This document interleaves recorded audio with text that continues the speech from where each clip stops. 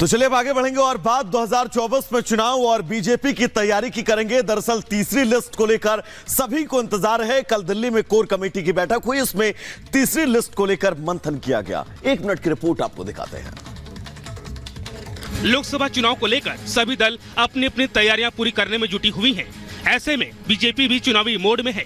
उम्मीदवारों को लेकर पार्टी में अभी मंथन जारी है। 2 सूची पर मुहर लग चुकी है। उम्मीदवारों का ऐलान हो चुका है जो अब मैदान में भी उतर चुके हैं। लेकिन अभी पार्टी तीसरी लिस्ट पर भी मंथन कर रही है। बीते सोमवार को दिल्ली में बीजेपी मुख्यालय में पार्टी के आलाकमान के साथ कई दिग्गज नेताओं ने बैठक में हिस्सा लिया।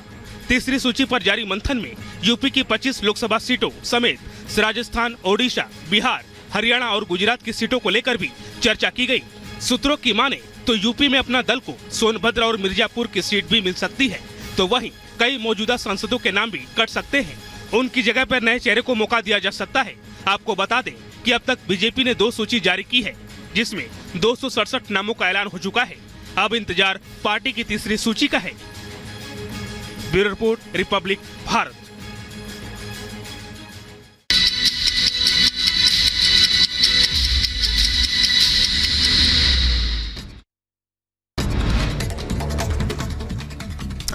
इजरायली सेना ने गाजा के शिफा अस्पताल पर फिर मारा छापा। हमास कमांड पोस्ट को छिपाने के लिए अल शिफा का इस्तेमाल कर रहा है। इजरायली सेना ने फुटेज भी अब जारी किया है। हमास के खिलाफ इजरायली सेना का ऑपरेशन लगातार जारी। शिफा अस्पताल में हमास का एक कमांडर मार गिराया गया। कार्रवाई में एक इजरायली सैनिक की भी मौत हुई। तो आपको बता दें कि पौष इलाके में अंधाधुंध फायरिंग हुई है। हमले में 12 लोगों के मारे जाने की खबर। पुलिस हमलावरों की तलाश कर रही है। राष्ट्रपति चुनाव जीतने के बाद पुतिन ने क्रीमिया के कब्जे की 10वीं वर्षगांठ के अवसर पर रेड स्क्वायर पर एक संगीत कार्यक्रम में शिरकत की। पुतिन ने कहा, यूक्रेन के जिन क्षेत्रों पर कब्जा किया वे 10 साल पहले क्रीमिया के साथ रूस में शामिल होना चाहते थे। इजरायली प्रधानमंत्री नेतन्याहू ने अमेरिकी राष्ट्रपति जो बाइडेन से की बात। कहा, गाजा में अपने देश के सैन्य अभियान के बारे में चर्चा की। यूक्रेन के ओडेसा में रूसी बैलिस्टिक मिसाइल हमले में मारे गए एक अग्निशमन कर्मी का अंतिम संस्कार हुआ। शुक्रवार को रूसी हमले में 21 लोग मारे गए थे। उधर अफगान शरणार्थी को अलबुरकर्क में गोलीबारी की हत्या का दोषी पाया गया। न्यू मैक्सिको के मुस्लिम समुदाय के 3 लोगों की हत्या के आरोप में इस शख्स को दोषी पाया गया है। अमेरिका के ओहियो में बेटी की मौत पर मां को उम्र कैद की सजा। अमेरिकी मां को बच्ची की जान को खतरे में डालने के लिए दोषी ठहराया गया था। दरअसल छुट्टी पर जाने के लिए मां ने बच्ची को 10 दिनों के लिए प्लेपेन में छोड़ा था, जहां पर उसकी मौत हो गई थी। अमेरिका ने रूसी राष्ट्रपति चुनाव को स्वतंत्र और निष्पक्ष मानने से किया इनकार। चुनाव को लेकर व्हाइट हाउस का बयान। कहा, पुतिन ने राजनीतिक विरोधियों को कैद किया है और दूसरों के खिलाफ उनके खिलाफ लड़ने से रोका है। इजरायली सैन्य मसौदे के विरोध में यरूशलेम में यातायात ठप हुआ। पुलिस ने कई प्रदर्शनकारियों को हिरासत में लिया।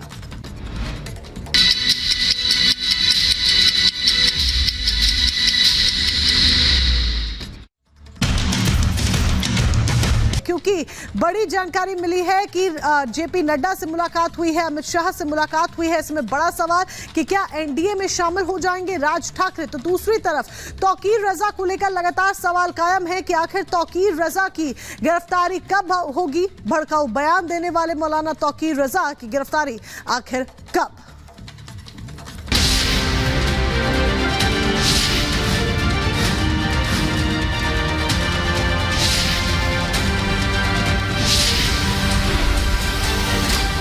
तो चलिए दोस्तों, मॉर्निंग स्पेशल में आगे बढ़ेंगे और सबसे पहले बड़ी खबर का रुख करेंगे। दरअसल प्रधानमंत्री नरेंद्र मोदी पूरब से पश्चिम और उत्तर से लेकर दक्षिण तक इस वक्त चुनाव प्रचार में पूरी तरह से व्यस्त हैं और धुआंधार चुनाव प्रचार जारी है। आज प्रधानमंत्री नरेंद्र मोदी केरल और तमिलनाडु के दौरे पर रहेंगे। मिशन 400 लेकर प्रधानमंत्री लगातार हर वो मुमकिन कोशिश कर रहे हैं इन रैलियों के जरिए कि अपने इस लक्ष्य को साधा जा सके। और यही वजह है कि प्रधानमंत्री इस वक्त दक्षिण के उन तमाम इलाकों में पहुंच रहे हैं जहां पर प्रधानमंत्री की लोकप्रियता बहुत ज्यादा है और अपने ताबड़तोड़ प्रचार से वहां की जनता तक प्रधानमंत्री सीधा कनेक्ट होने की कोशिश कर रहे हैं। मजबूत कंधा प्रधानमंत्री का और वो जिम्मेदारी को भली भांति समझते हैं। यही वजह है कि ताबड़तोड़ चुनाव प्रचार। तो चुनाव की तारीखों का ऐलान होते ही प्रधानमंत्री नरेंद्र मोदी ताबड़तोड़ रैलियां कर रहे हैं। खुद एनडीए के लिए 400 सीटें जीतने का दावा कर रहे हैं और पीएम पिछले 4 दिनों से दक्षिण के दौरे पर हैं। आज पलक्कड़ में पहले पीएम मोदी रोड शो करेंगे, फिर दोपहर 1 बजे सलेम में रैली करते हुए नजर आएंगे। एक रिपोर्ट आपको दिखाते हैं।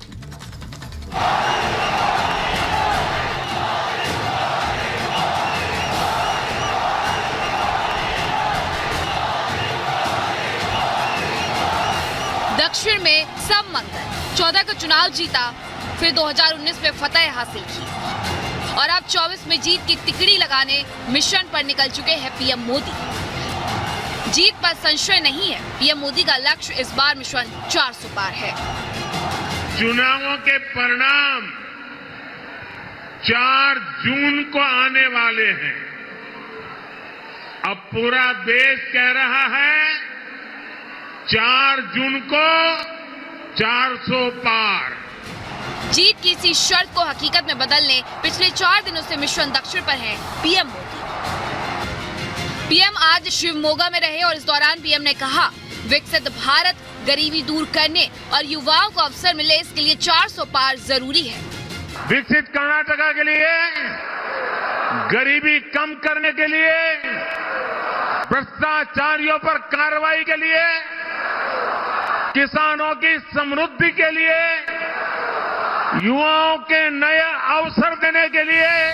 पीएम मोदी के 4 दिन के चुनावी प्रचार पर नजर डालें तो पीएम दक्षिण के दौरे पर है और दक्षिण को जीतने की रणनीति पर तेजी से काम कर रहे हैं। जिस दक्षिण को बीजेपी के लिए दूर की बात कही जाती थी, उसी दक्षिण में पीएम ताबड़तोड़ प्रचार कर रहे हैं। पीएम मोदी ने 15 मार्च को तमिलनाडु के कन्याकुमारी में जनसभा की और कहा कि आज कन्याकुमारी से देश के इस दक्षिणी छोर से जो लहर उठी है, ये लहर बहुत दूर तक जाने वाली है, जो इस बार डीएमके और कांग्रेस के गठबंधन का सारा घमंड तोड़ कर रख देगा। मैं तमिलनाडु की धरती पर बहुत बड़े परिवर्तन की आहट देख रहा हूं। बीजेपी का प्रदर्शन इस बार डीएमके और कांग्रेस के इंडी अलायंस का सारा घमंड तोड़ करके रख देगा। बीते 4 दिनों से पीएम के दौरे पर नजर डालें तो साफ है कि इस बार पीएम मोदी का फोकस साउथ है, क्योंकि उन्हें मालूम है कि जो नारा उन्होंने इस बार जीत के लिए दिया है, उसे दक्षिण के आशीर्वाद के बगैर हासिल नहीं किया जा सकता। यही वजह है कि पीएम पिछले 4 दिनों से साउथ दौरे पर ही है। तो 15 तारीख को तमिलनाडु गए और फिर वो वहां से 16 को सीधे तेलंगाना पहुंच गए, जहां उन्होंने पहली रैली तेलंगाना के नगर कुर्नूल में की, जहां उन्हें देखकर लोग इतने खुश हुए कि चुनावों की तारीखों के ऐलान से पहले ही जनता ने मोदी को फिर से लाने का संदेश सुना दिया।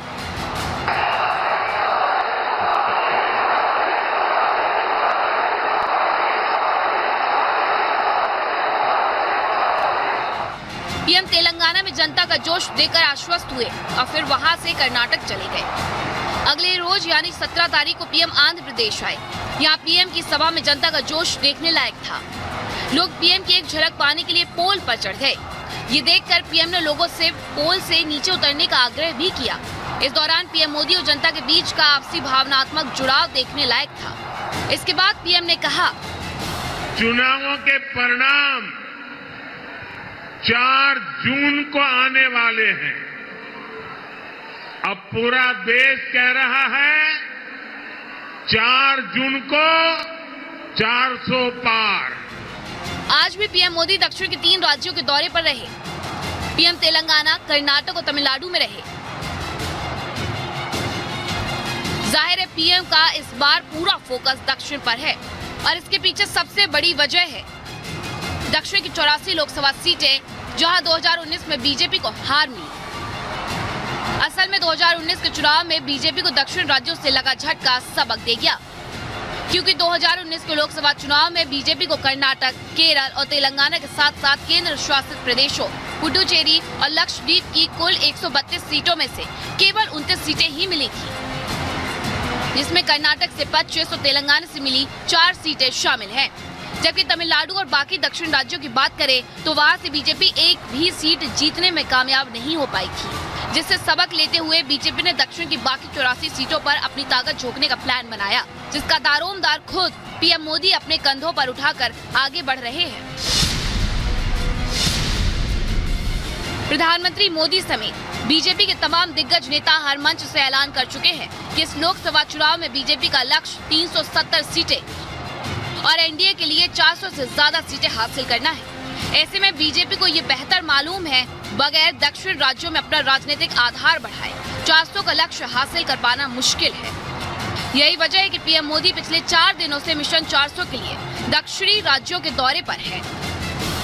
और सबसे बड़ी बात यह है कि इस बार पीएम दक्षिण के जिस राज्य का रुख कर रहे हैं वहाँ पीएम की सभा में उमड़ रहा जन सैलाब और जनता का उत्साह ये साफ इशारा कर रहा है कि पीएम का मिशन 400 दूर नहीं है। Bureau report, Republic Bharat.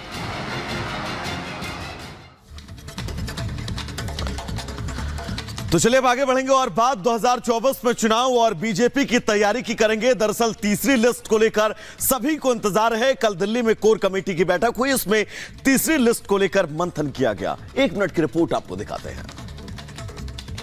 Lok Sabha चुनाव को लेकर सभी दल अपनी अपनी तैयारियां पूरी करने में जुटी हुई हैं। ऐसे में बीजेपी भी चुनावी मोड में है। उम्मीदवारों को लेकर पार्टी में अभी मंथन जारी है। 2 सूची पर मुहर लग चुकी है। उम्मीदवारों का ऐलान हो चुका है।